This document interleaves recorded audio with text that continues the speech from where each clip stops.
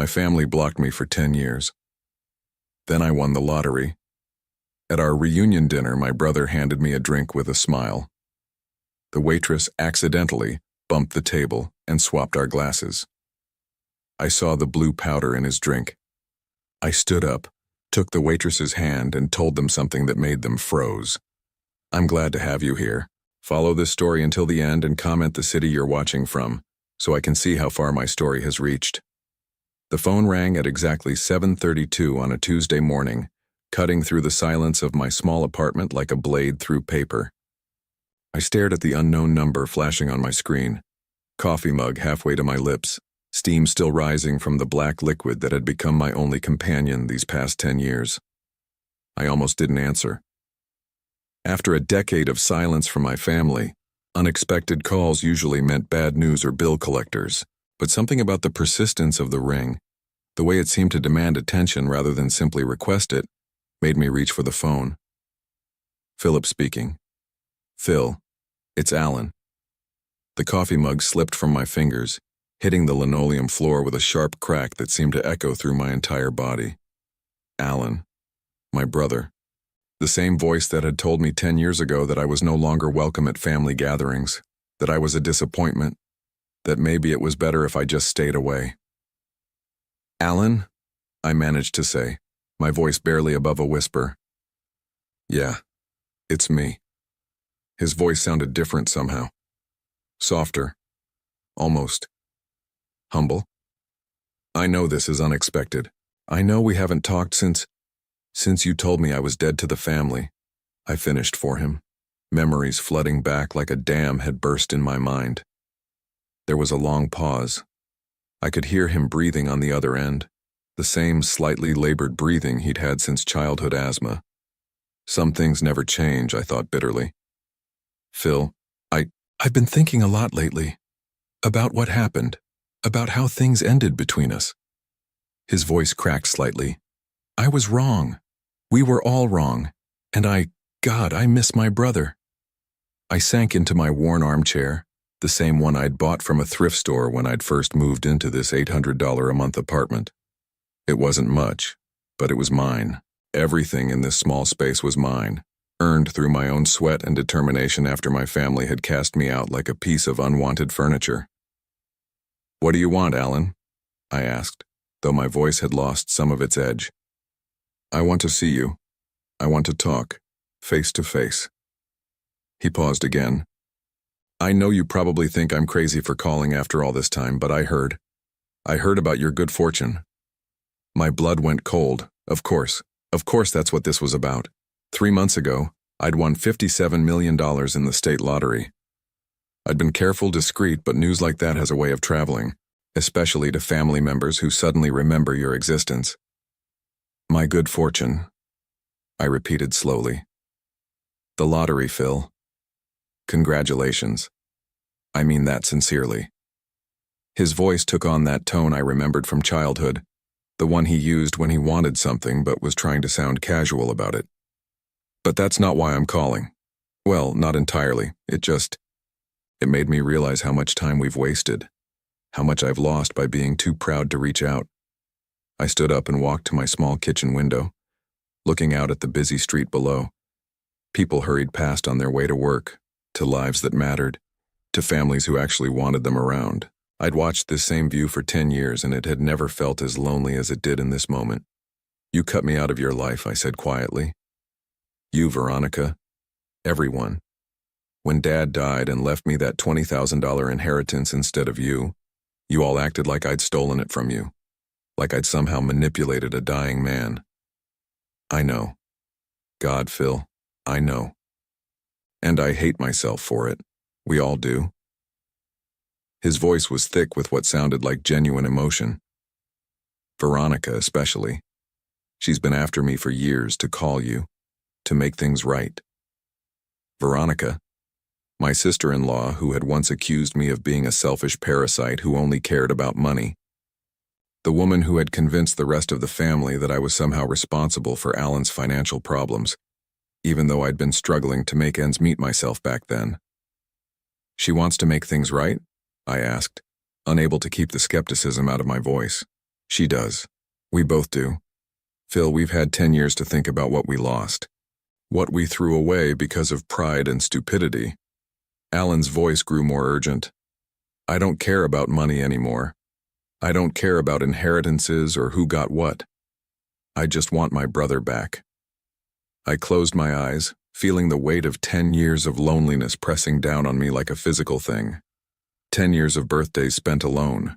10 years of holidays with just me and whatever takeout restaurant was open. 10 years of accomplishments with no one to share them with, and failures with no one to comfort me through them. I don't know, Alan, I said finally. I don't know if I can trust this. I understand, I do, but will you at least consider it? Will you meet with me? Just once? He paused. There's this restaurant, Belmont's downtown, remember? We used to go there with Dad when we were kids. The place with the red leather booths and the old piano player. I remembered. I remembered being 8 years old, sitting in those red booths, sharing a piece of chocolate cake with Alan while Dad told us stories about his own childhood. Back when we were brothers, back when family meant something. Thursday night, Alan continued. 7 o'clock. If you come, we'll talk. If you don't, well, at least I'll know I tried. I found myself nodding even though he couldn't see me. I'll think about it. That's all I ask. Relief flooded his voice. Phil, I know I don't deserve forgiveness, but I'm hoping you'll give me the chance to earn it. After we hung up, I sat in my apartment for hours, staring at the phone in my hands. Outside, the city continued its relentless pace, but inside my small space, time seemed suspended. I thought about that little boy who used to look up to his older brother, who used to believe that family was forever. I thought about the man I'd become, successful in my own quiet way, financially secure for the first time in my life, but still carrying the wound of rejection that had never quite healed. I thought about the way Alan's voice had sounded. Different. Older, maybe. Sadder. Could people really change? Could 10 years of separation make someone realize what they'd lost? By Wednesday evening, I'd made up my mind. I would go to Belmont's. I would sit in one of those red leather booths and listen to what Alan had to say. Maybe it was foolish. Maybe I was setting myself up for another heartbreak. But the alternative was spending the rest of my life wondering what might have been. I chose my clothes carefully. Nothing too expensive that might remind him of the lottery money, but nothing too shabby either. A simple navy shirt, dark jeans, my old leather jacket that I'd had since before our falling out. I wanted to look like the brother he remembered, not the wealthy stranger I'd become. As I walked toward Belmont's on Thursday evening, my heart hammered against my ribs with a rhythm I hadn't felt since I was a teenager asking someone to prom. The restaurant's warm glow spilled onto the sidewalk, and I could hear the faint sound of piano music drifting through the windows. Some things, at least, remained the same. I paused at the entrance, my hand on the brass handle that had been polished smooth by thousands of hands over the decades. This was it. This was the moment that would either begin healing a 10-year wound or tear it open all over again. But as I stood there, something cold settled in my stomach. A feeling I couldn't quite name, like the moment before a storm when the air becomes heavy and electric. I told myself it was just nerves, just the natural anxiety of seeing family after so long.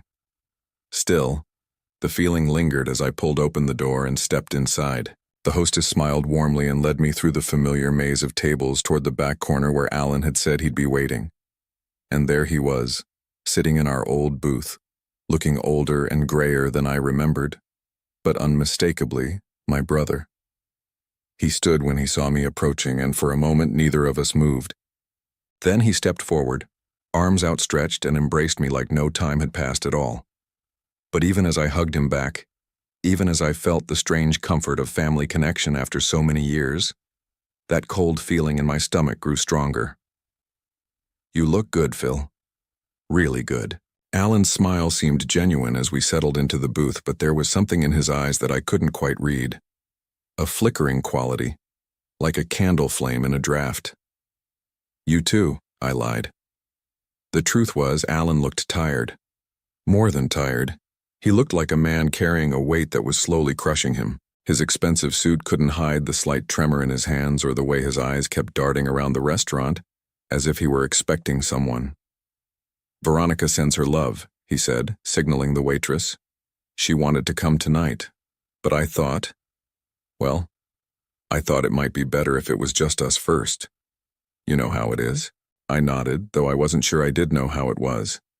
The Veronica I remembered wouldn't have missed an opportunity to control a conversation, especially one involving money. Her absence felt deliberate, calculated. The waitress approached our table, a young woman with dark hair pulled back in a ponytail and kind eyes that seemed to take in everything around her. She moved with the efficiency of someone who'd been doing this job for a while, but there was something else about her that caught my attention. The way she glanced between Alan and me, as if she were studying us. "Good evening, gentlemen. Can I start you off with something to drink?" Her voice was warm, professional. "We'll have a bottle of your best red wine," Alan said without hesitation. "Something special, we're celebrating."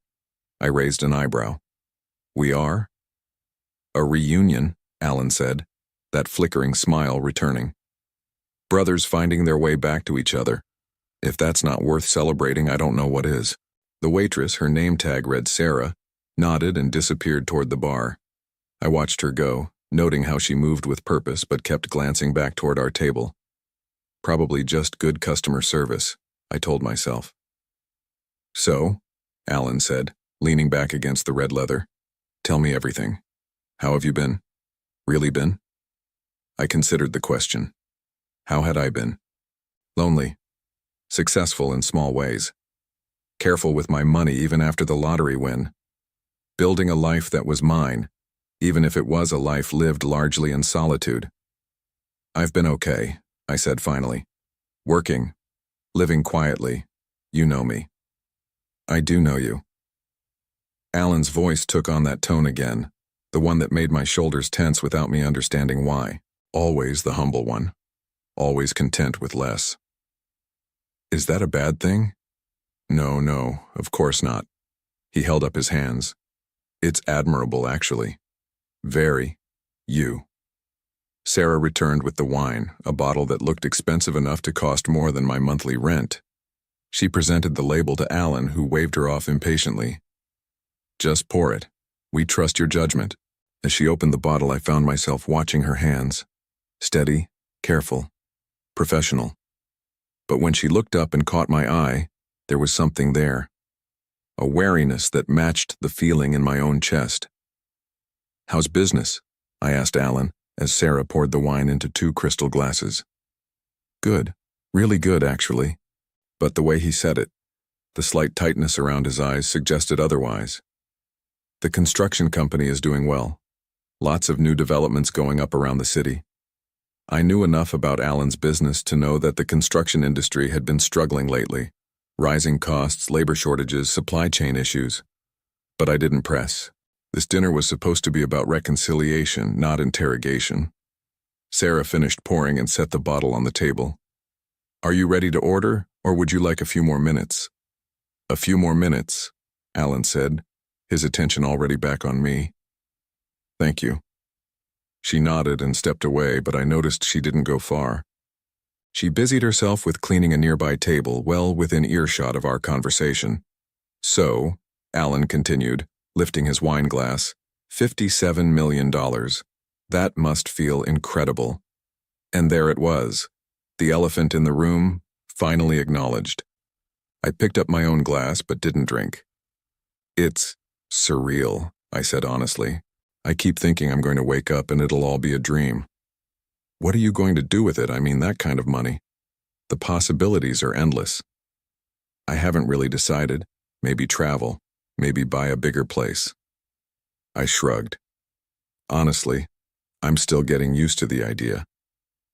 "You always were careful with money." Alan's laugh sounded forced. "Remember when we were kids and you'd save every penny of your allowance while I spent mine the day I got it?" I remembered. I also remembered how Alan used to borrow my saved money and rarely pay it back. Our parents had called it sharing. I'd called it theft, though I'd been too young to articulate it that way. "Some habits die hard," I said. "That's good, though. Smart." Money can disappear faster than you think if you're not careful. His grip tightened on his wine glass. Trust me on that. There was something in his voice, a bitterness that made me look at him more closely. The expensive suit, I realized, was slightly wrinkled. His watch, which I'd assumed was new, had a small scratch on the face. The signs were subtle, but they were there. Alan, are you okay? Financially, I mean? His face went through a series of micro-expressions: surprise, defensiveness, calculation, and finally something that looked almost like relief.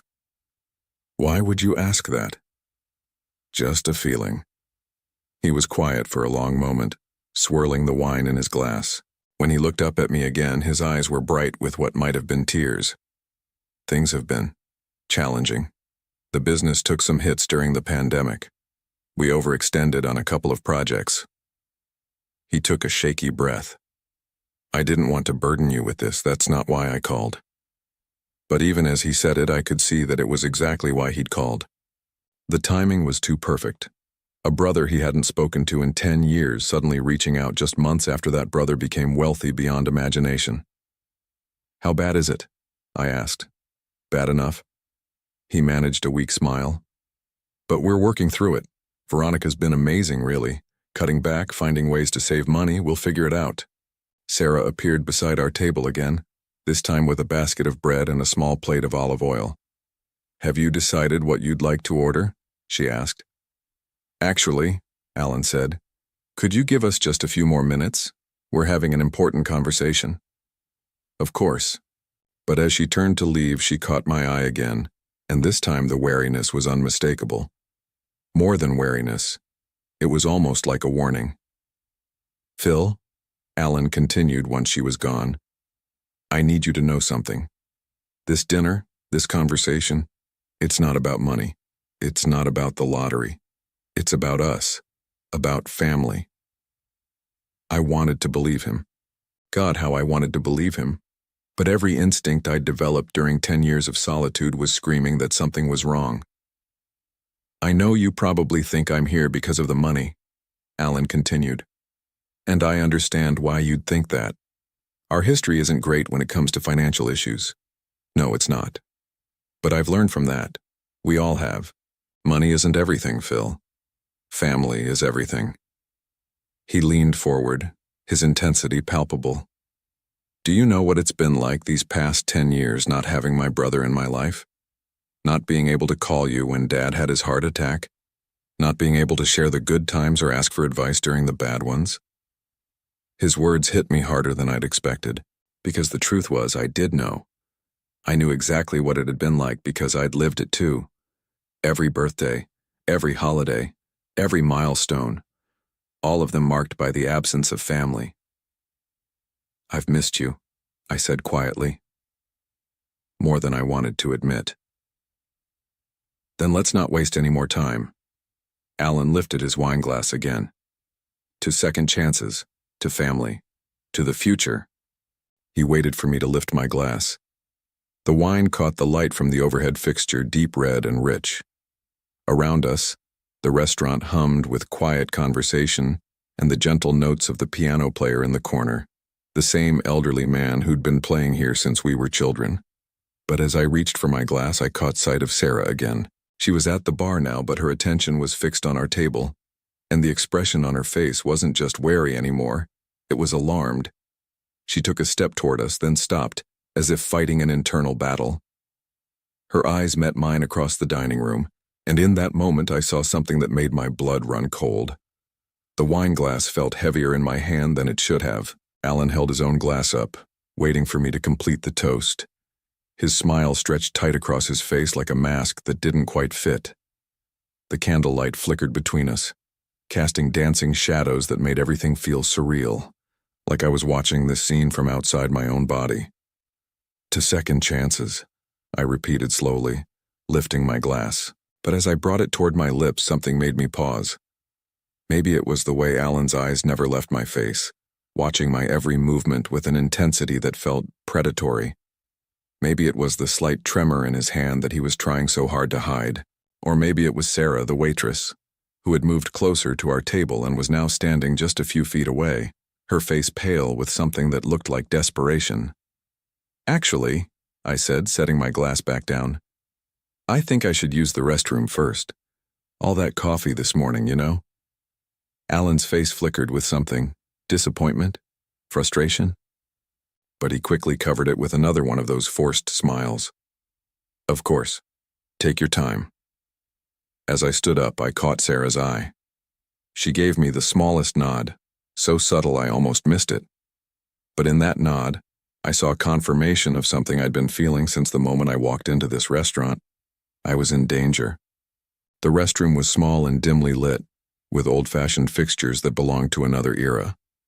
I splashed cold water on my face, staring at my reflection in the spotted mirror. What was I doing here? What had I expected from this reunion? That Alan would magically be the brother I remembered from childhood? That 10 years of silence and resentment would disappear over dinner and wine? I dried my hands with a paper towel, trying to organize my thoughts. Maybe I was being paranoid. Maybe the isolation of the past decade had made me suspicious of everyone, even family. Maybe Alan really had changed, really did want to reconcile. But as I reached for the door handle, I heard footsteps in the hallway outside. Quick, urgent footsteps that stopped right outside the restroom door. "Sir?" It was Sarah's voice, barely above a whisper. "Sir, please, I need to tell you something." I opened the door carefully. The hallway was empty except for Sarah, who looked around nervously before stepping closer. "I'm sorry to bother you, but I had to warn you." Her words came out in a rush. "I saw something, at your table, when you went to the restroom." My stomach dropped. "What did you see?" "Your brother, he put something in your drink. A small packet, blue powder.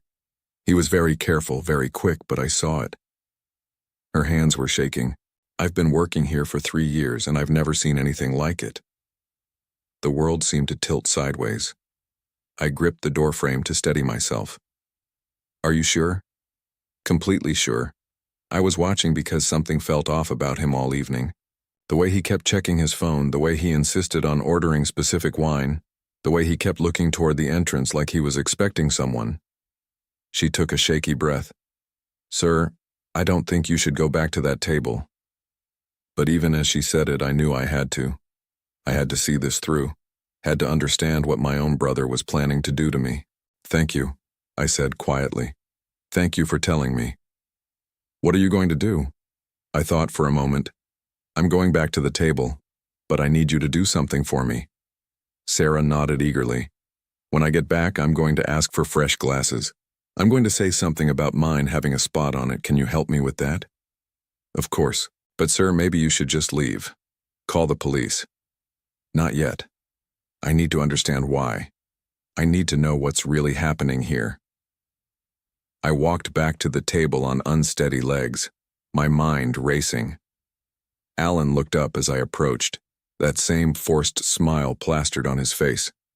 "Feel better?" he asked. "Much, thanks." I sat down and looked at my wine glass, still sitting exactly where I'd left it. To anyone else, it would look perfectly normal. Crystal clear, deep red wine. Nothing unusual about it at all. "Actually, could we get fresh glasses? This one has a spot on it." Alan's face went through a series of micro-expressions, surprise, confusion, then something darker. "A spot? I don't see anything." "Just here, on the rim." I pointed to an imaginary mark. I'm probably being too picky, but you know how I am. Sarah appeared at our table as if summoned. "Is everything all right, gentlemen? Could we get fresh glasses, please?" I asked. "This one seems to have a spot." "Of course." She gathered both glasses quickly and efficiently. "I'll be right back with clean ones." As she walked away, Alan watched her go with an expression I couldn't quite read. When he turned back to me, his smile was gone. "You always were particular about things like that," he said. But his voice had changed. The warmth was gone, replaced by something cold and calculating. "Some habits die hard," I replied, echoing his words from earlier. Sarah returned with fresh glasses and poured new wine from the bottle. As she worked, I noticed she was being extremely careful, making sure each glass was filled from the same source, eliminating any possibility of contamination. "There you go," she said, setting the glasses down. "Fresh and clean." "Thank you," I said, catching her eye. "You've been wonderful tonight." She gave me another subtle nod and stepped away. Alan picked up his new glass immediately. "Now, where were we? Oh yes, our toast." But as he lifted the glass toward his lips, I noticed something that made my heart race. His hand was shaking more noticeably now, and there was sweat beading on his forehead despite the restaurant's comfortable temperature. "Alan," I said carefully, "are you feeling all right? You look a little pale." "I'm fine," he said quickly. "Just excited about our reunion, it's been so long." But he wasn't fine. As I watched him, I could see the signs of someone under enormous stress. The way his eyes kept darting around the restaurant, the way he kept checking his phone, the way his free hand was clenched into a fist on the table. "Tell me about Veronica," I said suddenly. "How is she really doing?" She's good. Great, actually." But the way he said it suggested otherwise. "She's been working hard, supporting the business. She's amazing, really." "Is she here tonight, in the restaurant, I mean?" The question seemed to catch him off guard. "Here? No, of course not. Why would you ask that?" "Just wondering. You keep checking your phone like you're expecting a call." Alan set his phone face down on the table with more force than necessary. "I'm not expecting anything. I'm here with my brother, focusing on our conversation." But even as he said it, the phone buzzed with a text message. Alan glanced at it quickly, then back at me, his face now openly troubled. "Everything okay?" I asked. "Fine, everything's fine." He lifted his wine glass again. "Come on, Phil, let's have that toast, to family, to the future." This time, I lifted my glass as well.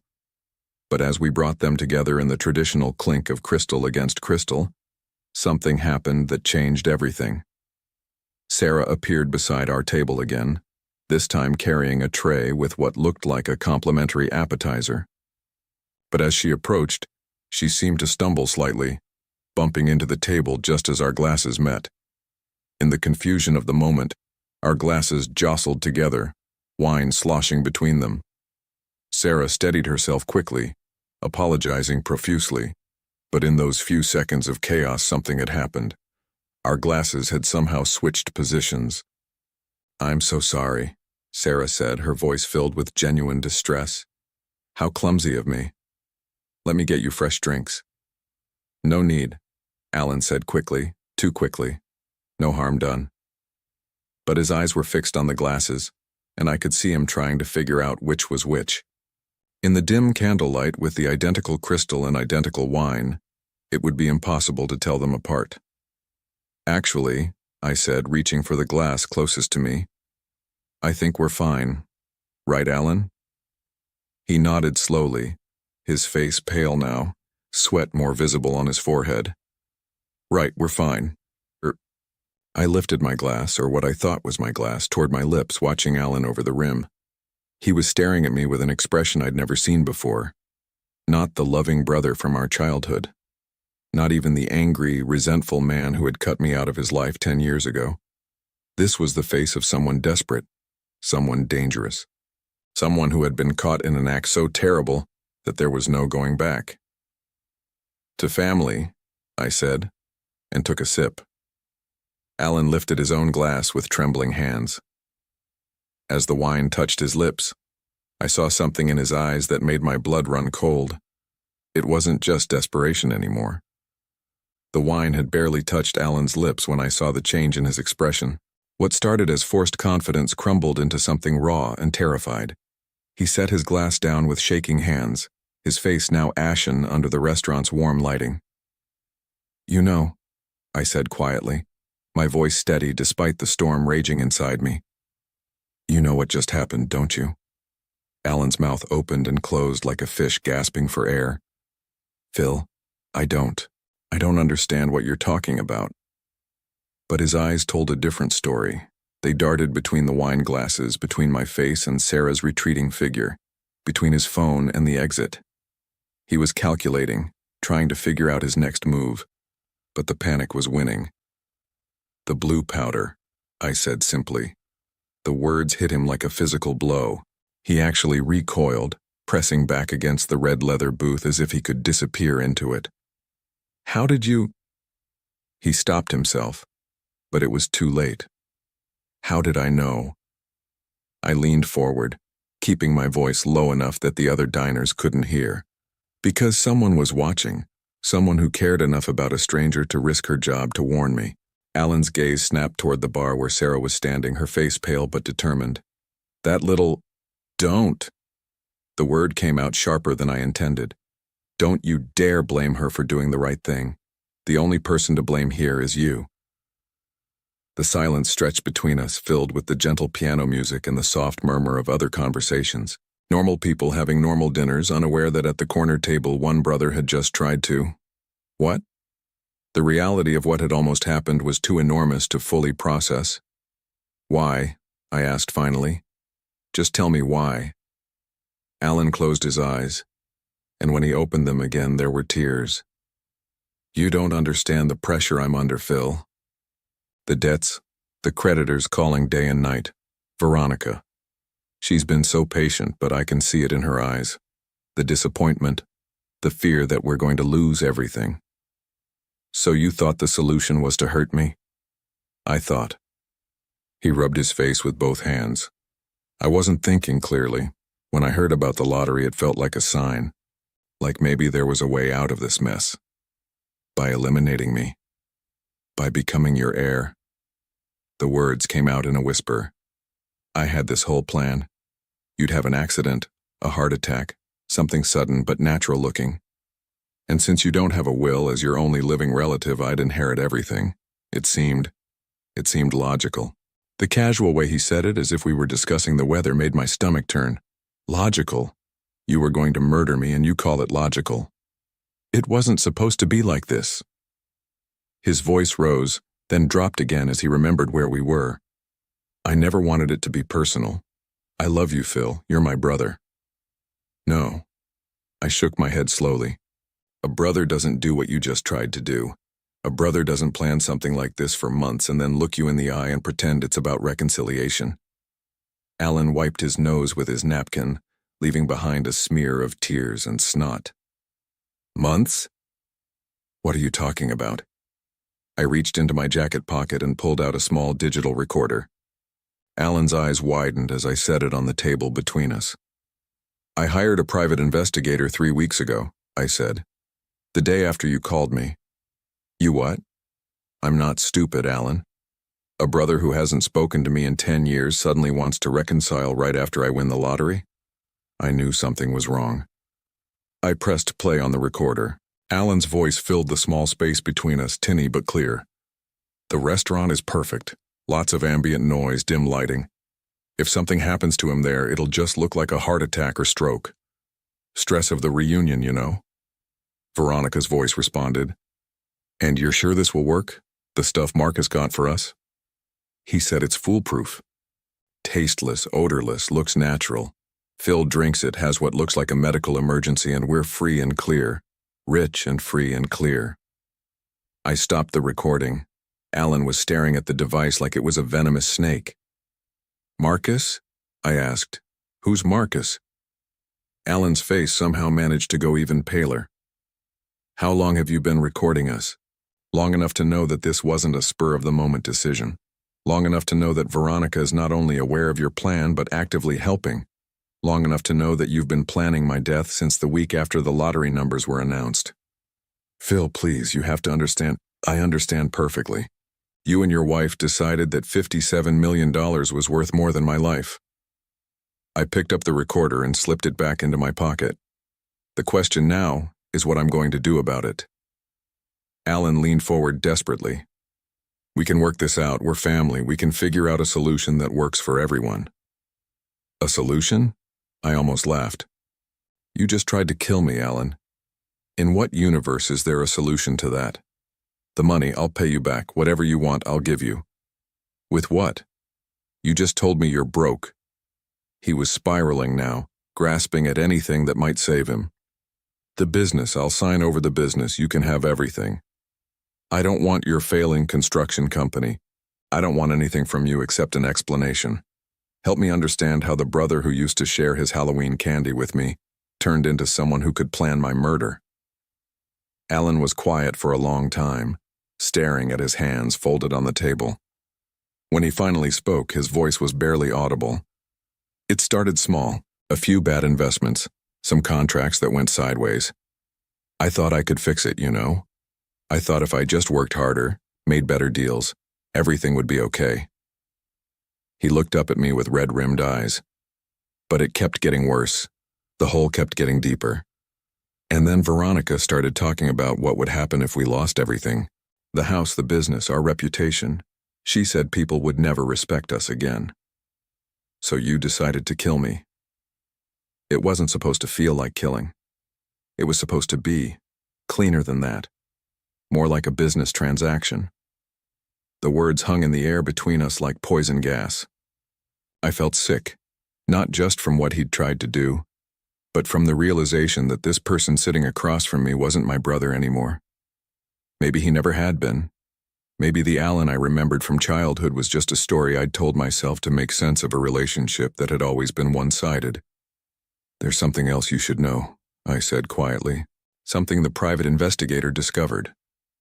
Alan's face went white. "What?" "Marcus, your supplier. He's an undercover police officer." The glass slipped from Alan's hand, hitting the table with a sharp crack that drew stares from nearby diners. Wine spread across the white tablecloth like blood. "That's impossible. The entire operation has been under surveillance for months. They've been building a case against a network of people who've been providing substances to desperate individuals. You're not their first customer, Alan. You're just the one who's going to help them close the net." I could see his mind working, trying to process this new information, but the stuff he gave us was harmless. Probably just crushed vitamins or sugar. They wanted to see how far you'd go, what you'd actually do when the moment came. I leaned back against the booth, suddenly feeling exhausted. "Congratulations, you passed their test." Alan put his head in his hands. Around us, the restaurant continued its peaceful evening rhythm, unaware that at table 12, a man's entire world was collapsing. "What happens now?" he asked without looking up. "Now? Now you have a choice." I signaled Sarah, who approached our table cautiously. "I'd like the check, please." "Of course," she said, but she was looking at Alan with concern. "Is everything all right?" "Everything's fine," I told her. "Thank you for everything tonight. You probably saved my life." She nodded once and disappeared toward the front of the restaurant. Alan finally looked up. "What choice?" "You can turn yourself in, cooperate with the police, help them build their case against the network. Maybe you'll get a reduced sentence for cooperation. Or I call Detective Morrison right now and you try to run. But I should mention that there are 2 officers in the parking lot who've been watching this restaurant all evening, and 1 more at the back exit." I pulled out my phone. "Your choice, Alan, but either way, this ends tonight." His shoulders sagged as the fight went out of him completely. "Will you visit me? In prison?" I considered the question seriously. "I don't know. Maybe someday. When I figured out how to forgive you for being willing to watch me die." I wouldn't have watched. I would have left before. "Don't." I stood up, dropping cash on the table to cover the bill. "Just don't. You've said enough." As I turned to leave, Alan called my name one last time. "Phil, I really did miss you." That part wasn't a lie. I stopped but didn't turn around. The sad thing is, I believe you. But missing someone and loving someone are 2 different things. If you'd loved me, none of this would have happened. I walked out of Belmont's without looking back, leaving Alan sitting alone in the red leather booth where we'd shared so many childhood memories. As I stepped into the cool night air, I saw Sarah waiting by the front door. "Thank you," I said simply. "I'm just glad you're okay." She hesitated. "What will happen to him?" "He'll face the consequences of his choices. We all do, eventually." She nodded, then surprised me by extending her hand. "I'm Sarah, by the way. Sarah Chen." "Philip Hayes," I said, shaking her hand. "And I owe you a debt I can never repay. Buy me coffee sometime." she said with a small smile. We'll call it even. As I walked to my car, I realized that in the span of one evening, I'd lost a brother and possibly gained something else entirely. The night air was crisp and clean, and for the first time in 10 years, I felt truly free. 3 days passed before I could bring myself to answer my phone again. It had been ringing constantly. Reporters who'd somehow gotten hold of the story, distant relatives suddenly concerned about my well-being, and several calls from numbers I didn't recognize. But it was Detective Morrison's call that I finally accepted. Mr. Hayes, I wanted to update you on the situation with your brother. I was sitting in my apartment staring out at the same street view I'd looked at for 10 years, but everything felt different now. The world seemed sharper, more real, as if a fog I hadn't realized was there had finally lifted. How is he? I asked, surprising myself with the question. He's cooperating fully. Signed a confession yesterday and has been providing information about the network. Marcus, the undercover officer, said he's never seen someone so eager to help with an investigation. That sounds like Alan. He always did better when someone else was making the decisions. Detective Morrison was quiet for a moment. Mr. Hayes, can I ask you something? Off the record? Sure. How did you know? To hire a private investigator, I mean. Most people would have just been happy to hear from family after so long. I thought about the question. 10 years ago, when our father died, Alan accused me of manipulating the will. He said I'd somehow convinced a dying man to change his inheritance. The accusation hurt, but what hurt more was realizing that Alan truly believed I was capable of that kind of deception. I paused, watching a woman walk her dog on the sidewalk below. When he called about the lottery money, I heard that same tone in his voice. That same assumption that I was someone who could be manipulated or who would manipulate others. I realized he'd never really known me at all. So you protected yourself. I protected myself, and it turned out I was right to. After hanging up with Detective Morrison, I found myself thinking about Veronica. The recording had captured her voice clearly. Her eager participation in planning what they'd thought would be my death. I wondered if she was sleeping at night, if she felt any remorse, or if she was simply angry that their plan had failed. My phone buzzed with a text message from an unknown number. Coffee tomorrow? The offer still stands. Sarah. I stared at the message for a long time before responding. Yes. Where and when? Her reply came quickly. Cafe Luna downtown. 10 a.m.? The one with the terrible coffee but great conversation. I smiled despite everything. See you there. That night, I called my financial advisor and told him I wanted to make some changes to my lottery winnings. Not dramatic changes, but meaningful ones. I'd been sitting on most of the money, unsure what to do with an amount so large it seemed abstract. But Alan's betrayal had clarified something for me. Money without purpose was just numbers on a statement. I want to set up a foundation, I told him. Something to help people in financial crisis find legitimate solutions instead of. I paused, not sure how to finish the sentence. Instead of making desperate choices, he suggested. Exactly. The next morning, I arrived at Cafe Luna 15 minutes early and chose a table by the window where I could watch people pass by on the street. It was a busy area, full of office workers grabbing their morning caffeine and college students with backpacks full of books. Normal people living normal lives, unaware that just a few blocks away, a man was sitting in a jail cell because he'd been willing to kill for money. Sarah arrived exactly on time, wearing jeans and a soft blue sweater that made her eyes look even kinder than they had in the restaurant lighting. She ordered black coffee and a blueberry muffin, while I stuck with just coffee. How are you holding up? She asked once we were settled. Better than I expected, honestly. It's strange, I thought I'd feel more traumatized, but mostly I just feel relieved. Relieved?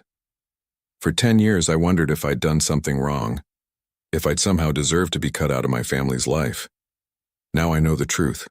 They weren't cutting me out because of who I was. They were cutting me out because of who they were. Sarah nodded slowly. That must be painful in a different way. It is. But it's also freeing. I spent a decade trying to figure out how to be worthy of their love again. Now I realize their love was never really mine to lose. We sat in comfortable silence for a moment, watching the city wake up around us. Finally, Sarah spoke again. Can I tell you something? About that night at the restaurant?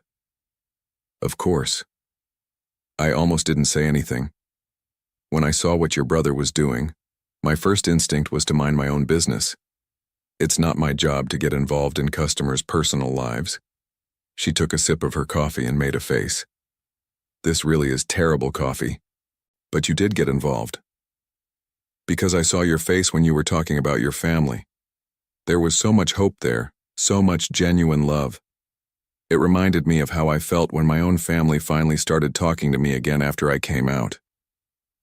Your family cut you off too? For 3 years. My parents couldn't accept that I was gay, and my siblings followed their lead. When they finally reached out, I was so desperate to reconnect that I would have done anything they asked. She smiled sadly. Luckily, they'd actually changed. They'd learned and grown and genuinely wanted me back in their lives. But seeing you that night, I realized how easily I could have been manipulated if their motives had been different. So you saved me because you understood. I saved you because everyone deserves to know when someone they love is betraying them, even if the truth is painful. We talked for 2 hours, covering everything from our childhoods to our dreams for the future. Sarah told me about her job at the restaurant, which she was using to put herself through nursing school. She wanted to work in oncology, helping people through the most difficult time of their lives. What about you? She asked. Now that you have all this money, what do you want to do with your life? I told her about the foundation idea, about wanting to help people find legitimate ways out of financial crisis. As I spoke, I saw something light up in her eyes. That's incredible. Do you know how many people get trapped in cycles of debt and desperation because they don't know where to turn for help? You sound like you speak from experience. My parents nearly lost our house when I was in high school. Dad had been laid off, Mom was working 3 part-time jobs, and they were too proud to ask for help. They came so close to making some very bad decisions because they thought they were out of options. What happened? A social worker at my school noticed I was stressed and figured out what was going on. She connected my parents with legitimate resources, job training programs, temporary assistance, financial counseling. It took 2 years, but they got back on their feet. Sarah leaned forward, her excitement evident. That's exactly what your foundation could do. Be that bridge between desperation and hope. As we left the cafe, Sarah surprised me by asking, "Would you like to have dinner sometime? Somewhere that serves better coffee?" I found myself smiling, really smiling, for the first time since this whole ordeal began. I'd like that very much. That afternoon, I received an unexpected visitor. Veronica stood at my apartment door looking haggard and years older than when I'd last seen her. Her usually perfect hair was unkempt, her makeup smudged, and her expensive clothes wrinkled. "Philip, we need to talk." I considered not letting her in, but curiosity won. I opened the door wider and gestured toward the living room. "Thank you," she said, settling onto my couch as if her legs could no longer support her weight. "What do you want, Veronica?" "I want to apologize. I want to explain. I want to—" She stopped, covering her face with her hands. "I don't know what I want anymore." "Did Alan send you?" "Alan doesn't even know I'm here. He's not speaking to me right now. He blames me for pushing him into this." "Did you? Push him?" She was quiet for so long I thought she wouldn't answer. Finally, she looked up, her eyes red with tears. "I was scared, Philip. We were drowning in debt, and every day brought more bad news. The business was failing, the house was in foreclosure, and I could see Alan falling apart when we heard about your lottery win." She shrugged helplessly. It felt like a lifeline. "So you decided I should die for it?" We convinced ourselves it wouldn't really be murder, that it would look natural, like a medical emergency. We told ourselves you wouldn't suffer, that you wouldn't even know what was happening. She laughed bitterly. "We made up this whole story about how you'd want us to be financially secure, how you'd understand if you knew how desperate we were. But you knew I would never willingly give you that money. Because we'd been horrible to you for 10 years. Because we'd cut you out over $20,000 when you'd probably give us 10 times that now without thinking twice about it. More tears fell. We destroyed our relationship with you over pride and greed, and then we were too ashamed to admit we'd been wrong.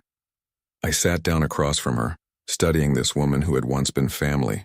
What do you want from me now, Veronica? Forgiveness, I suppose, though I know I don't deserve it.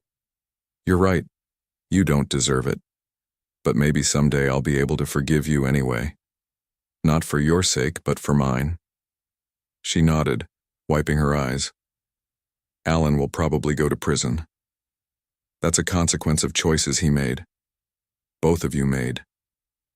I know, I wanted you to know that we never stopped loving you. Even when we were planning to... She couldn't finish the sentence. We loved you, Philip. We were just too broken to love you well.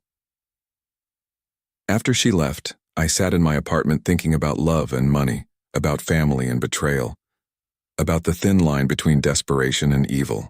Alan and Veronica had loved me in their broken way, but their love had been conditional, based on what I could do for them rather than who I was.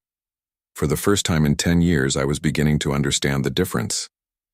4 months later, I stood in the lobby of a modest office building downtown, watching as workers installed a simple brass plaque beside the elevator. Hayes Foundation for Financial Recovery, bridging the gap between crisis and hope. Sarah stood beside me wearing the engagement ring I'd given her just 2 weeks earlier, a simple solitaire that caught the morning light streaming through the windows. Are you nervous? She asked, slipping her hand into mine. Terrified, I admitted. But the good kind of terrified. In a few hours, we would officially open the foundation's doors to the public. We'd spent months developing programs, hiring staff, and building partnerships with legitimate financial counselors, job training centers, and social services organizations. The foundation would offer free financial counseling, emergency assistance funds, and most importantly, education about warning signs of financial predators who preyed on desperate people. Your father would be proud, Sarah said softly. I'd been thinking about that a lot lately. My father had been a simple man who worked hard and saved carefully. He'd left me that $20,000 inheritance not because he loved me more than Alan, but because he'd seen something in me that he'd wanted to nurture.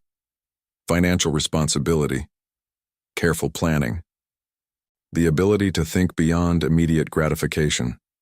I think he would be, I agreed. My phone buzzed with a text message.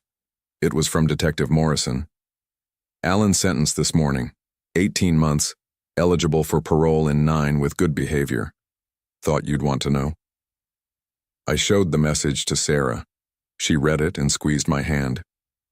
How do you feel about that? Honestly, relieved. I was worried he'd get a much longer sentence, and despite everything, I didn't want him to spend years in prison. Have you thought about visiting him? I have. I'm not ready yet, but maybe someday, when I can look at him and see my brother instead of the man who tried to kill me. The elevator doors opened and our first appointment stepped out, a young woman about Sarah's age, holding a folder full of papers and looking like she was carrying the weight of the world on her shoulders. This was exactly why we'd started the foundation, to help people like her find legitimate solutions before desperation drove them to make dangerous choices. Sarah and I exchanged glances. Ready? She asked. Ready. The first few months of running the foundation taught me more about human nature than I'd learned in 50 years of living. We saw people from all walks of life, construction workers who'd been injured on the job, single mothers struggling to afford childcare, elderly people on fixed incomes facing unexpected medical bills, young adults drowning in student loan debt. What struck me most was how often people apologized for needing help. They'd come into our office embarrassed, ashamed, convinced that their financial struggles were a moral failing rather than a circumstance that could happen to anyone. The goal isn't to eliminate financial hardship, I explained to our staff during one of our weekly meetings. It's to make sure people know they have options when hardship strikes, that they don't have to choose between their dignity and their survival. Sarah had proven invaluable in running the day-to-day operations. Her nursing background helped her connect with people in crisis, and her natural empathy made clients feel safe sharing their most vulnerable moments. We made a good team, both professionally and personally.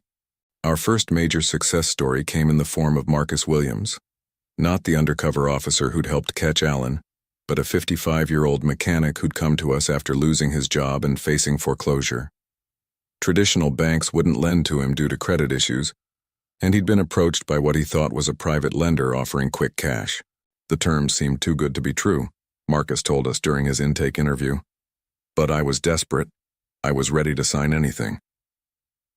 Our financial counselor reviewed the loan documents Marcus had brought with him and immediately identified them as predatory. The interest rates were astronomical, the fees hidden in fine print, and the collateral requirements would have left Marcus worse off than when he started. Instead, we connected Marcus with a legitimate credit union, helped him restructure his existing debts, and provided temporary assistance while he found new employment. 6 months later, he was back on his feet and had even started volunteering at the foundation on weekends. "You saved my life," he told me one Saturday afternoon as we organized donation materials. Not just financially, but literally. I was so desperate I was considering, well, let's just say I was considering options that would have destroyed my family. Stories like Marcus's reminded me why this work mattered. Every person we helped was potentially one less Alan, one less Veronica, one less family destroyed by the toxic combination of desperation and greed. As autumn arrived, Sarah and I began planning our wedding. Nothing elaborate, just a small ceremony with the people who truly mattered to us. Sarah's family embraced me immediately, and I found myself experiencing something I'd thought was lost forever, the warmth of unconditional acceptance. "It's strange," I told Sarah one evening as we addressed wedding invitations. "I spent so many years thinking I was missing out on family, but I think what I was really missing was the right kind of family." "Blood doesn't make family," she replied, sealing another envelope. "Love does, and choice, and showing up for each other when it matters." 2 weeks before our wedding, I received a letter forwarded from my old apartment. Alan had somehow gotten the address wrong. The envelope was thin, just a single sheet of paper in Alan's familiar handwriting. "Phil," it began, "I know you probably don't want to hear from me, and I understand if you throw this away without reading it. But I needed to try to explain, not to excuse what I did, but to help you understand that it was never about you. Prison gives you a lot of time to think, and I've been thinking about the man I became versus the brother I used to be. Somewhere along the way, I started measuring my worth by my bank account instead of my character. Veronica and I fed off each other's fears and insecurities until we convinced ourselves that money was more important than anything else, including your life. I don't expect forgiveness. I don't deserve it. But I want you to know that I'm getting help here. Therapy, financial counseling, job training.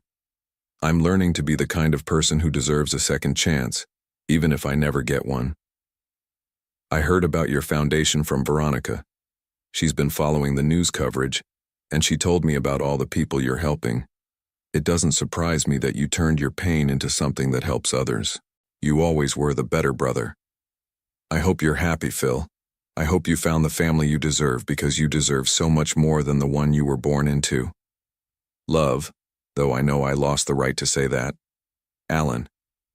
I read the letter twice, then showed it to Sarah. She read it carefully, then handed it back to me. "What do you think?" I asked. "I think he's learning. Whether he's truly changed or just saying what he thinks you want to hear, I don't know. But he's taking responsibility, which is more than a lot of people do." "Should I write back?" "Not yet.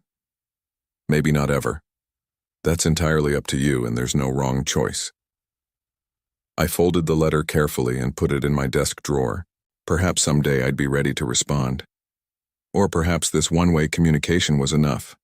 Alan expressing his remorse, me reading it, and choosing whether to carry it forward. The night before our wedding, Sarah and I sat on my apartment balcony, looking out over the city lights. Tomorrow we'd be married, and Monday we'd be back at the foundation, helping more people find legitimate paths through financial crisis. "Do you ever regret it?" Sarah asked. "Giving up so much of the lottery money for the foundation?" "Never." I meant it. The foundation had already helped over 200 families, and we were expanding our services to include prevention education in high schools and colleges. Money sitting in a bank account doesn't change lives. Money in motion, money with purpose. That's what makes a difference. Even after everything your family put you through, you're still using your good fortune to help people avoid making the same mistakes they made. Especially because of what they put me through. I know what desperation feels like, and I know how easy it is to convince yourself that there are no legitimate options left. I took her hand, running my thumb over her engagement ring. But there are always options. Sometimes you just need someone to help you see them.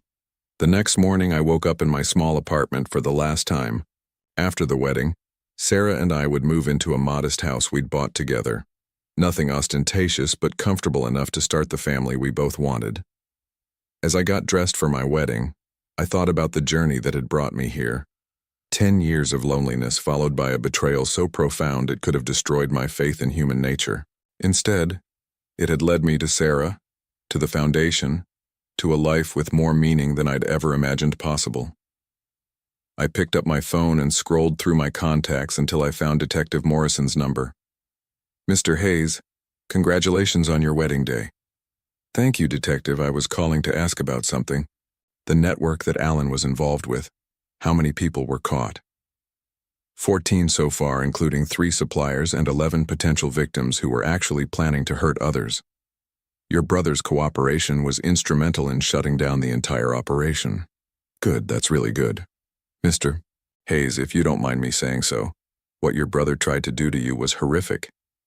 But the way you've responded, with the foundation, with forgiveness instead of revenge, that's the kind of justice that actually makes the world better.